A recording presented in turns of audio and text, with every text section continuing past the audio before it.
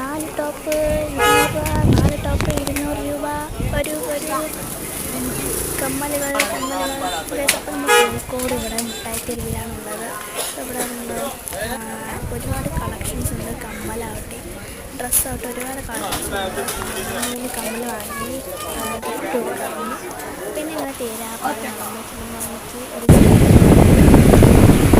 ഒരു ഫാൻ്റെ മൂട്ടിൽ അങ്ങനെ കാറ്റ് വരുന്നത്. പിന്നെ തീയാർക്കാനും കുറച്ച് ചെറുപ്പം ഒരുപാട് സാധനങ്ങളുണ്ട്.